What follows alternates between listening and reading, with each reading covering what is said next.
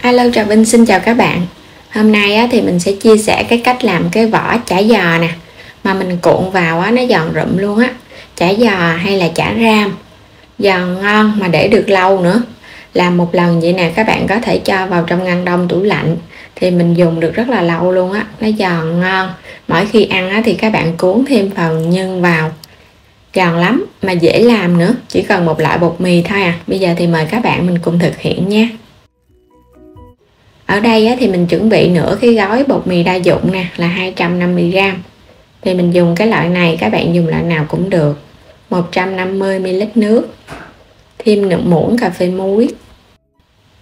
Rồi bây giờ cho hết 250g bột vô cái thau. Các bạn phải dặn chút muối ha. Mình trộn sơn cái cho bột và muối nó đều với nhau trước. Và nước này thì là nước bình thường thôi. Cứ tỷ lệ là nếu mà bột mới thì 2 lượng bột 1 lượng nước. Còn bột của mình hơi cũ một chút nên mình dùng 150 nước ha. Trộn đều lên thì các bạn thấy nước nó sẽ phủ đều vào bột. Rồi bây giờ mình sẽ nhồi nha, không còn thấy bột khô nữa là được à. Cứ cho vào từ từ, rồi mình nhồi cho nó mịn và nó quyện thành một khối. Bột lúc này đã được rồi nè, nó quyện thành khối và nó hơi mịn tay, vậy là được rồi. Mình sẽ đậy kín và để 10 phút cho nó nở. Quay trở lại sau khi khối bột mình để 10 phút thì phủ thêm bột áo, cũng là bột mì luôn ha.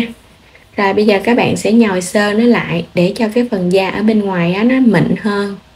Bột mình cho nó nghỉ một chút thì các sợi protein ở trong bột nó giãn nở, thì cái phần da ở bên ngoài nó láng mịn, mình dễ nhồi.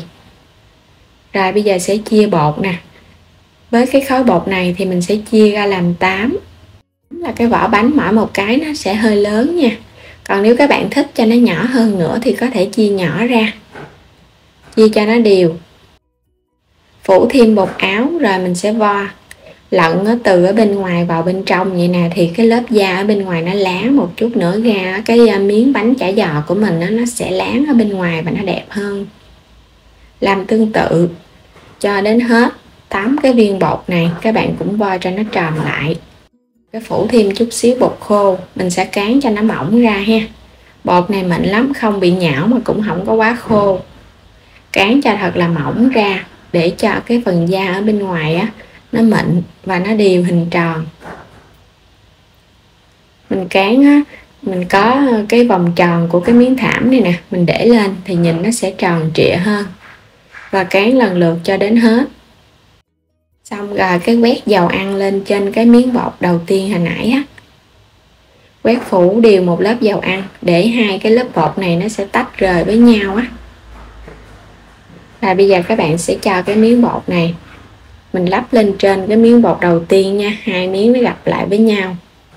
Cũng quét dầu, mỗi một miếng thì mình sẽ quét phủ đều dầu hết.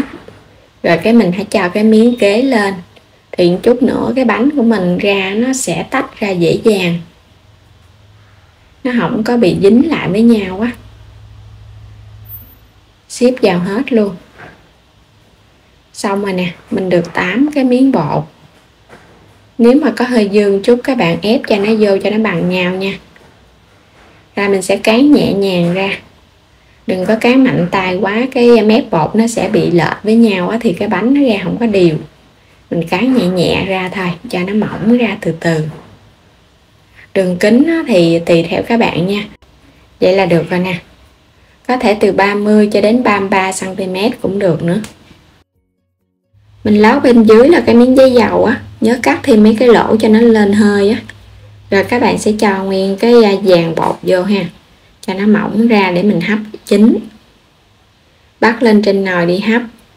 Nước cũng sôi rồi thì mình hấp khoảng 10 phút với lửa vừa thôi là bánh này nó chín Sau 10 phút là bánh chín, các bạn sẽ mở nắp ra chờ nguội. Bên đây thì mình có chuẩn bị nhân, mình có 100g bún khô hay là bún tàu, ngâm nước cho nở. Hành lá và ngò rí cắt nhỏ.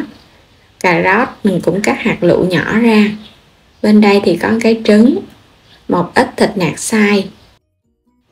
Rồi bây giờ bún tàu này các bạn sẽ cắt nhỏ nhỏ ha, cho nó đều để mình trộn vào nhân nó đều hơn. Ngâm nước một chút là nó nở mềm Cắt nhuyễn nhuyễn ra để mình trộn. Thêm hành và ngò. Rồi cái cho thịt vô. Tiếp theo thì mình cho vào đây muỗng canh đường, muỗng canh hạt nêm, một chút xíu tiêu xay. Rồi trộn đều gia vị nha, cho gia vị nó thấm đều vào nhân. Phần nhân này mình làm với 8 cái bánh chả giò là nó vừa đủ luôn. Trứng thì mình đập ra rồi khuấy đều cho nó tan ra, để chút nữa mình đi chiên riêng ha. Rồi sẽ bắt đầu đi chiên trứng. Cho vào một chút dầu ăn, chảo nóng thì các bạn chiên, nhớ khuấy đều để cho trứng nó rời ra. Chút nữa mình trộn vào nhân thì phần nhân nó có màu vàng đẹp.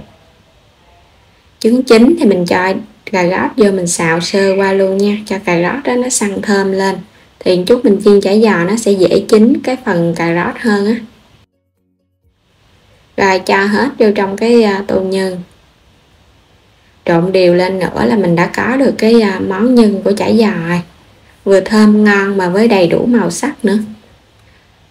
Vậy là xong rồi đó. Mình trộn đều xong thì mình quay qua mình gỡ cái miếng chả giò. Sau khi để nguội, các bạn phải để nguội mình mới tháo nó ra được ha. Tại vì nếu mà nó còn nóng á, nó dính lắm. Tháo thì mình tháo ra từ từ nha. Tại vì nó hơi mỏng cho nên nó tháo nhanh tay quá nó sẽ bị rách. Tháo từ từ ra thì nó sẽ ra những cái miếng chả giò mỏng vậy nè. Mỏng tên luôn á. Nhưng mà nó có độ dai, ngon, không hề bị bở ha. Làm hoàn toàn một loại bột mì thôi mà mình thấy rất là hấp dẫn. Giống như là cái vỏ bánh chả giò đậu xanh vậy đó. Đó, các bạn thấy cái độ dai ha. Không bị bở mềm, không bị rách. Mình sẽ cuộn chả giò nè, gấp cái mép nó lại một cái rồi hãy cho nhân vô. Cho nhân vô á, tại vì nó sợ bị bể cái vỏ á. Mà cái phần nhân này mình làm không có bị ra nước đâu. Nếu mà có nước nó sẽ rút vào trong cái cọng bún hết rồi. Nên là nhân nó khô ráo lắm, nó không có bị nứt. Làm cái kiểu nhân này có thể áp dụng cho chả giò hoặc là chả ram đều ngon luôn á. Mình sẽ cuộn nó lại nhưng mà các bạn đừng có cuộn chặt tay quá ha, mình cuộn lỏng lỏng hơi hơi thôi. Tại một chút mình chiên lên á, phần nhân nó nở ra nữa là nó chín vừa luôn. Rồi để qua một bên. Mình cũng cuộn lần lượt cho đến hết nha. Cuộn sát vô, đừng có cho nó ló nhân ra, nhưng mà đừng có chặt tay quá là được à. Cái vỏ này nó mềm dẻo lắm, dễ cuộn nữa. Cuộn xong hết rồi 8 cái bánh chả giò. Bây giờ mình sẽ đi khuấy cái hỗn hợp nước bột để quét cái mép bánh. Mình có ở đây là muỗng canh bột mì nha. Thêm vào một chút xíu nước. Khuấy đều lên. Còn nếu mà không dùng cái loại bột mì á, thì các bạn dùng cái lòng trắng trứng ha. Mình quét cái mép cho nó dính chặt. Rồi bây giờ các bạn sẽ quét sơ nè. Sẵn có bột thì mình làm cái cách này. Còn không có bột á, thì mình làm theo cái kiểu trứng hoặc là giấm đường. Phủ đều qua là nó dính lại à. Rồi cái cuộn nó lại. Bột cũng giúp tăng thêm cái độ giòn nữa. Rồi mình cuộn xong hết rồi nè.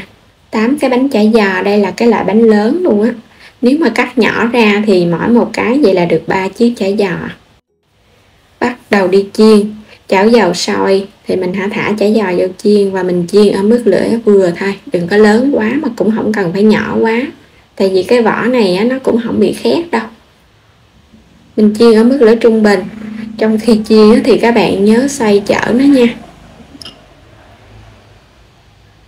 Mình xoay qua xoay lại vậy nè, để cho phần nhân ở bên trong nó chín kỹ. Cái vỏ này á, thì mình chiên á, ở bên trong nó sẽ chín đều, bên ngoài nó sẽ không bị cháy khét. Chiên cho nó vàng đều hai mặt bánh. Quay trở lại thì mình chiên được lúc, bây giờ bắt đầu nó vàng đều rồi nè. Nhìn cái cuốn chả giò giống như là cái cuốn bì cuốn vậy. Mình làm rất là lớn và giòn rụm luôn. Ngon quá trời luôn rồi đó. Mình chia ra làm 2 chảo để chiên. Còn nếu mà các bạn gói nhiều á, mình cứ cho thẳng vào ngăn đông. Khi nào ăn mình lấy ra mình chiên cũng được nữa.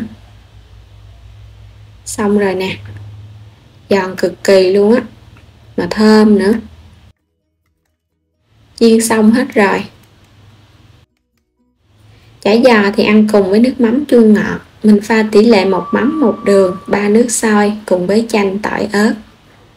Vỏ chả giò giòn rụm, có cái màu vàng ươm đẹp mắt nữa. Rất là giòn luôn. Mình thấy làm chả giò không có cực. Làm cái kiểu này á, vừa nhanh vừa dễ nữa.